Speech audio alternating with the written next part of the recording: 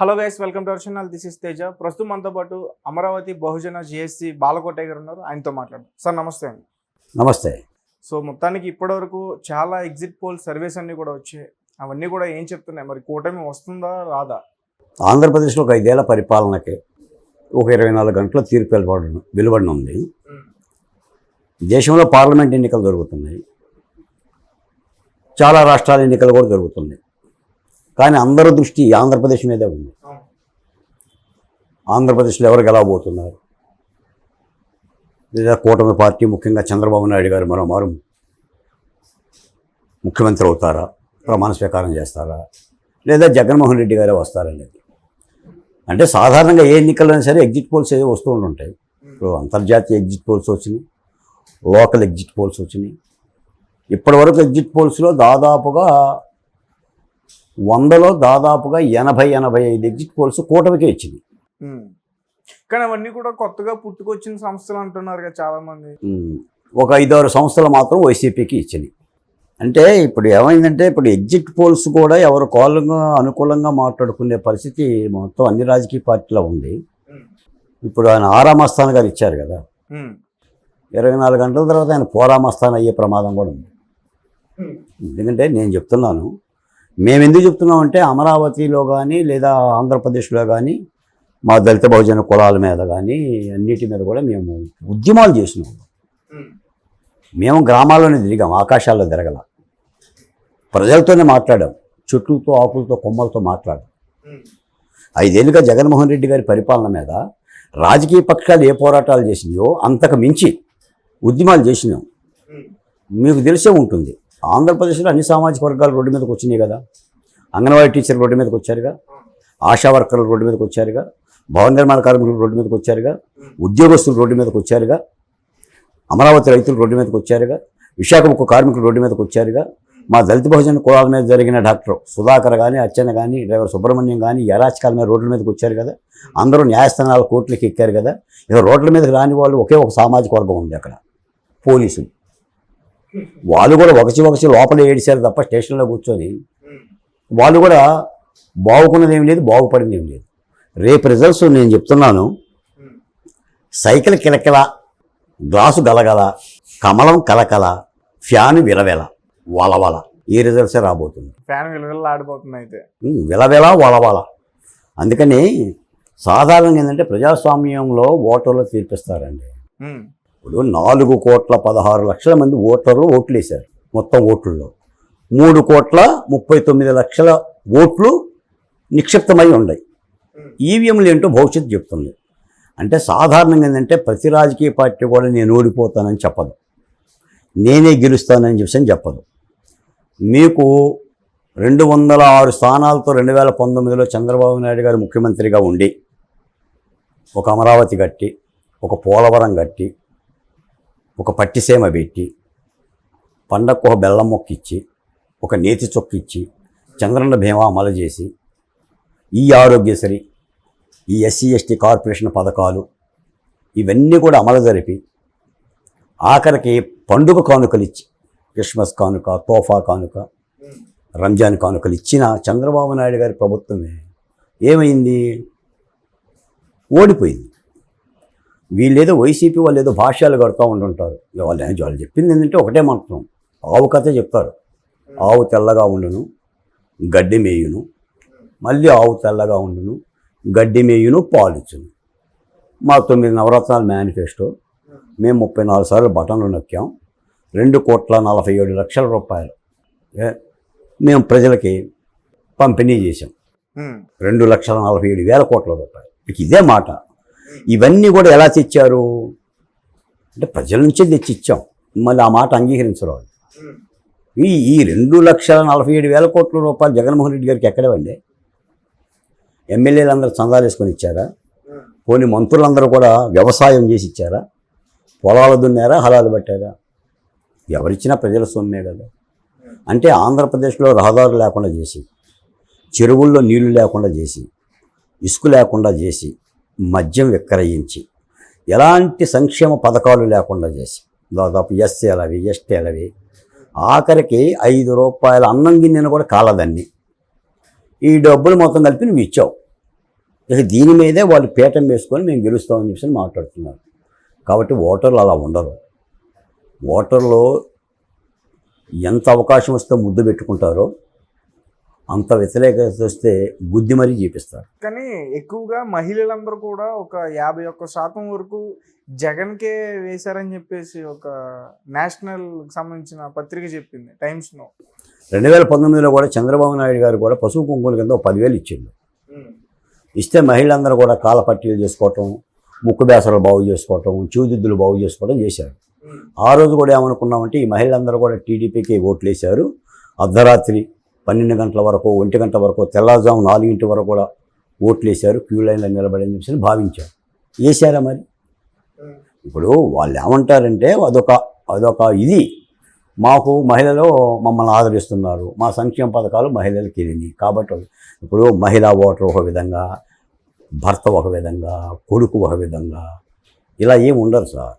ఎందుకంటే కాకపోతే చైతన్యాల్లో తేడా ఉంటుంది. విద్యార్థులు ఒక చైతన్యంతో ఆలోచిస్తారు, రైతులు ఒక చైతన్యంతో ఆలోచిస్తారు, మహిళలు ఒక చైతన్యంతో ఆలోచిస్తారు, మీలాంటి నాలాంటి జర్నలిస్టులు ఒక చైతన్యంతో ఆలోచిస్తారు, డాక్టర్లు, లాయర్లు ఒక చైతన్యంతో ఆలోచిస్తారు. వెరస ఏమవుతుందంటే 5 ఏళ్లలో జగన్మోహన్ రెడ్డి గారి ప్రభుత్వం ఆంధ్రప్రదేశ్ని సంతోషపెట్టిందా, ఏడిపించిందా? ఈ ప్రశ్న ఉత్పన్నమవుతుంది. 5 ఏళ్లలో 2 ఏళ్ళు తీసేయచ్చు అంటారా? అంటే మరి మధ్యలో కరోనా వచ్చినట్టుంది కదా. 2 నెలలు తీసినా కూడా కరోనా కూడా పరిపాలనే కదా సార్. తీసేయటం ఏంటి? ముఖ్యమంత్రి కదా లేడా? అసలు ముఖ్యమంత్రి బాధ్యత కరోనాలోనే కదా. ఏ రాష్ట్రానికైనా దేశానికైనా ఆపదలు వచ్చినప్పుడే ముఖ్యమంత్రి. కరోనాలో ముఖ్యమంత్రి గారు ఏం చేసిండు? 3 గుడ్డ పీలికలు ఇచ్చిండు. ₹3.50 చొప్పున 3 గుడ్డ పీలికలు ఇచ్చిండు. కేంద్ర ప్రభుత్వం ఇచ్చిన ₹1000 పంచిండు. ఇప్పటికి కూడా నాకు తెలిసి ఆ టైలర్కి డబ్బులు కూడా ఇవ్వాలా. టైలర్ కూడా డబ్బులు ఇవ్వాలా. అందుకని పరిపాలన అస్తవ్యస్తం అయి ఉంది కాబట్టి, ఇదంతా కూడా ప్రజలు చూశారు కాబట్టి తప్పనిసరిగా కూటమికి మద్దతుగానే ఓటు వేస్తాడు. ఎందుకంటే ఆయన ఒక ఛాన్స్ అడిగారు, ఒక్క ఛాన్స్ అడిగారు జగన్మోహన్ రెడ్డి గారు. ఆ ఒక్క ఛాన్స్ ఇచ్చారు, చూశారు. మీకు ఈ కాయ రుచి ఎలా ఉంటుందనేది మీరు తింటే కదా తెలిసేది. 2019 ముందు జగన్మోహన్ రెడ్డి గారు రుచి ఏంటో మాకు తెలియదు, ఇప్పుడు తెలిసిందిగా. ఆయన ఏం చెప్పాడు? నేను ఎక్కడ కూర్చుంటే అక్కడే రాజధాని అని చెప్పాడు. మరి ఉన్న అమరావతిని నాశనం చేసి 3 రాజధానులు పెట్టి ఏమన్నాడు? ముఖ్యమంత్రి ఎక్కడ ఉంటే అక్కడే రాజధాని అన్నాడు. కొండ మీద కూర్చుంటే కొండ మీద రాజధాని, కొండ కింద కూర్చుంటే కొండ కింద రాజధాని, దొడ్లో కూర్చుంటే దొడ్డి రాజధాని, పులివెందులో కూర్చుంటే పులివెందుల రాజధాని. అసలు రాజధాని, నేను బాధాకరమైన విషయం ఏంటంటే నిన్న హైటెక్ సిటీలో హైదరాబాద్ వచ్చి చూశా. ఒక 2 బిల్డింగ్లు తీసుకుంటే హైటెక్ సిటీలో 2 బిల్డింగ్లు, ఆ బిల్డింగ్లు ఆంధ్రప్రదేశ్లో ఉన్నాయండి. కనిపిస్తుందా? ఆ దేదీప్యమాన ఆకాశ హార్మోన్లు. ఒక పక్క కుదేలైన ఒక రాష్ట్రము రాజధానే లేకుండా పోయింది. నిన్న జూన్ 2తో మా గడువు కూడా అయిపోయింది. హైదరాబాద్తో బంధం తెగిపోయింది. అవును. ఇప్పుడు సాధారణంగా ఏంటంటే మాకు విజయవాడ, రాజమండ్రి, విశాఖపట్నం, కడప, నెల్లూరు, అనంతపురం, మా బిడ్డలందరూ కూడా హైదరాబాద్ ఎందుకు వస్తారు? బలోమంటూ ఉపాధి కోసం వస్తారు. అలా ఉపాధి కోసం ఆంధ్రప్రదేశ్కి వచ్చే వాళ్ళు ఉన్నారండి. ఒక ముఖ్యమంత్రిగా దానికి అవకాశం కల్పించాల్సిన బాధ్యత నీ మీద ఉంది కదా. ఇదే తెలంగాణలో ఒకప్పుడు పాలమూరు అంటే వలస పోయే ఊరు. పాలమూరు లేబర్కి ప్రసిద్ధి. వలసలు పోయేవాళ్ళు దుబాయ్లు, కువైట్లు, పనులు చేసుకోవటానికి. ఏం పనులు? పెట్రోల్ బంకుల్లో పనులు, హోటల్లో పనులు. ఈరోజు నా బిడ్డలు వచ్చేసి, ఆంధ్రప్రదేశ్ బిడ్డలు వచ్చి హైదరాబాద్లో హోటల్లో పనులు చేస్తున్నారు, పెట్రోల్ బంకుల్లో పనిచేస్తున్నారు. ఇవన్నీ కూడా ఏంటంటే ఉపాధి అవకాశాలు లేవు, ఉద్యోగాలు లేవు. వీటన్నిటికంటే అసలు అరాచకాలు, కేసులు పెట్టటాలు, లేదా కొట్టటాలు, అట్రాసిటీ చేయటాలు. ఇప్పుడు మహిళలను కూడా వేధించారు కదా సార్. ఇప్పుడు రాజధాని అమరావతిలో పోలీసులు మహిళల చీరలు పట్టుకొని లాగారా? జాకెట్లు దించారా? పొత్తి కడుపులో దన్నారా? అసలు ఎవడమన్నారు మిమ్మల్ని భూములు అని ఒక డిఎస్పీ స్థాయి అధికారి అడిగాడా? మరి ఇది హననం కాదా? అంటే ఇవన్నీ కూడా ఓటర్లు పరిగణలో తీసుకుంటారని మేము అనుకుంటున్నాం, తీసుకున్నారని కూడా భావిస్తున్నాం. ఎందుకంటే ఇప్పుడు మళ్ళీ నేను డాక్టర్ సుధాకర్ గురించో, వజీరా గురించో, అబ్దుల్ సలాం గురించో, ఈ జరిగిన దారుణాల గురించి, ఎస్ఐల మీద ఎస్టీ కేసుల గురించి, లేదా నాలాంటి బాలకోటైన కూడా భావ ప్రకటన స్వేచ్ఛను హరించి దాదాపు 16 సార్లు అవసరం చేయటాలు, వీటన్నిటి గురించి నేను ఒకచి చెప్పను. కానీ ఎందుకంటే ఓటర్ తీర్పు ఇచ్చేశాడు కాబట్టి, అది నిక్షిప్తమై ఉంది కాబట్టి, 24 గంటల్లో వెల్లడవుతుంది కాబట్టి, తప్పనిసరిగా మేము భావించేది అంటే ప్రజలు ఆవేదనల నుంచే తీర్పులు ఇస్తారు, వాళ్ళ యొక్క ఆందోళన నుంచి తీర్పిస్తారు. ఇప్పుడు అబ్బాని ఎవరంటారండి? దెబ్బ తగిలిన అంటారు. దెబ్బ తగిలినోడు అబ్బా అంటాడు, దెబ్బ తగలనోడు అబ్బా అంట కదా. మేము అబ్బా అన్నామా లేదా? కాకపోతే ఏంటంటే రాజకీయ పార్టీలు ఏంటంటే రాజకీయం చేసి ఒక మూక సైన్యంలాగా, ఒక సైకో సైన్యంలాగా ప్రజల్ని ప్రేరేపింపజేసి ఇప్పటికీ కూడా ఉన్న యథార్థం ఏంటంటే, ఇప్పుడు మీరు ఎగ్జిట్ పోల్స్ చెప్పారు. ఈ ఎగ్జిట్ పోల్స్ చంద్రబాబు నాయుడు గారి ఎగ్జిట్ పోల్స్, ఇవి జగన్మోహన్ రెడ్డి గారి ఎగ్జిట్ పోల్స్, ఇది మోడీ గారి ఎగ్జిట్ పోల్స్, ఇది రాహుల్ గాంధీ ఎగ్జిట్ పోల్స్. ఇప్పుడు ఆ ఎగ్జిట్ పోల్స్ అన్నీ నేను నమ్మమని నేనేం అన్నాం. వాడు జనంతో మాట్లాడి ఎగ్జిట్ పోల్ ఇచ్చిండు అంటే ఒక వాతావరణం, ఒక నానుడి నిర్ధారణ ఏం చేయలేడు. అవి కొన్ని ఖచ్చితం అవుతాయి, కొన్ని ఖచ్చితం కాకపోవచ్చు. అసలు నేను ఎగ్జిట్ పోల్స్ కూడా జోలికి కూడా పోట్ల, మేము అనుభవించాం కదా. అసలు జగన్మోహన్ రెడ్డి గారిని కానీ వైసీపీ నాయకులను కానీ గుండె వేసి చేసుకొని చెప్పండి, వాళ్ళు ఏమన్నారు సార్? మొట్టమొదట వై నాట్ 175 అన్నారు. ఇప్పుడుందండి ఆ నినాదం. ఎవడన్నా దమ్మున్నోడు వైసీపీ నాయకుడు వై నాట్ 175 అని అనగలరా? ముఖ్యమంత్రి అనగలరా? ముఖ్యమంత్రి గారు కూడా అనలేదు కదా. మొన్న ఏమన్నారు? రిప్లై దగ్గరికి వెళ్ళి 151+ అన్నాడు. మరి ఎందుకని లేకపోయాడు 175 అని? ఇప్పుడు కూడా 151+ అని అనగలుగుతాడా? మీకు ఆరా మస్తాను కూడా ఎంత ఇచ్చాడు? 95 అబో. ఓట్ షేరింగ్ ఎంత? కూటమికను వైసీపీకి 1.9%, అంటే 2%. 2% ఓట్ షేరింగ్ ఎట్టి పరిస్థితిలో ఉండదు సార్. ఓటర్ ఎప్పుడు కూడా నీకు అన్నం పెట్టాలంటే నీకే పెట్టేస్తాడు, నాకు పెట్టాలంటే నాకు పెట్టేస్తాడు. జగన్మోహన్ రెడ్డి పెట్టాలని చెప్పి ఆంధ్రప్రదేశ్ ఓటర్కి మరోసారి అనిపించింది అనుకోండి, ఆడిగే పెట్టేస్తాడు తల్లిని తీసుకెళ్ళి. కాదు ఈయన అన్నంలో దుమ్ము పోస్తున్నాడు అని అనిపించింది అనుకోండి, కూటమికి పెట్టేస్తాడు. అందుకని జగన్మోహన్ రెడ్డి గారు చేసిన తప్పిదాలు ఆయన ఎవరి మాట వినలేదు సార్. మీకు తెలుసో లేదో, మీ యూట్యూబ్ ఛానల్లో కూడా ప్రధానమైన హెడ్డింగ్ పెట్టండి, జగన్మోహన్ రెడ్డి గారి యొక్క ఓటమికి ప్రధానమైన కారకుడు, ప్రధాన సలహాదారు సజ్జల రామకృష్ణారెడ్డి గారండి. వాళ్ళు ఇచ్చిన ముదనష్టపు సలహాలు, ఒక దుర్మార్గమైన సలహాల మూలానే ఇలా అయింది. ఇప్పుడు దుర్యోధనుడు కూడా శకుని అతన్ని నాశనం చేస్తాడు. దుర్యోధనుడు కొంత ఆత్మగౌరవంతో మంచివాడే. ఈ శకుని పక్కన ఉండేసేసి, నువ్వు ద్రౌపదిని పట్టకరా, నేను పాచికలు ఆట ఆడతా, పాచికల్లో ఓడిచ్చేస్తా, వాళ్ళ అడవులు పంపించేస్తా, భార్యను కాస్తాడు పందెమాడు. ఇలాగనే 46 మంది సలహాదారులు సార్ ఆంధ్రప్రదేశ్కి.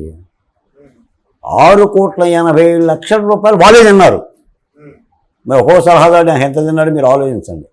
అందుకని ఎక్కడ కూడా జగన్మోహన్ రెడ్డి గారు తన పరిపాలనలో సమీక్షించుకున్న పాపాన పోలేదండి. మేము చెప్పటం కాదు, ఉద్యమకారులు చెప్పటం కాదు, న్యాయస్థానాలు చెప్పినప్పుడు కూడా, సాక్షాత్తు హైకోర్టు చెప్పినా కూడా 3 రాజధానులు పెట్టే అర్హత శాసనసభకు లేదు. ఆల్రెడీ ఒకసారి శాసనసభ తీర్మానం జరిగింది. మీకు 3 రాజధానులు కావాలి, లేదు 30 రాజధానులు కావాలంటే విభజన చట్టాన్ని సంప్రదించాలి, విభజన చట్టంలో సవరణ చేసుకోవాలి, ఢిల్లీ వెళ్ళాలని న్యాయస్థానం చెప్పినా కూడా ఓసారి 3 రాజధానులు వెనక్కి తీసుకున్నానంటాడు, ఓసారి ఉండయి అంటాడు, ఓసారి లివ్ అంటాడు. కర్నూలుకి హైకోర్టు తీసుకెళ్ళలేదంటాడు కోర్టు దగ్గర, ఇదిగో ఉందని బయట మాట్లాడతాడు. ఈ విధమైన అబద్ధాల పరిపాలన సాగింది కాబట్టి తప్పనిసరిగా ఆంధ్రప్రదేశ్ యొక్క తీర్పు మరోమారు ప్రజాస్వామ్యంలో వేకు అవుతుందండి. Okay sir, thank you so much. Thank you.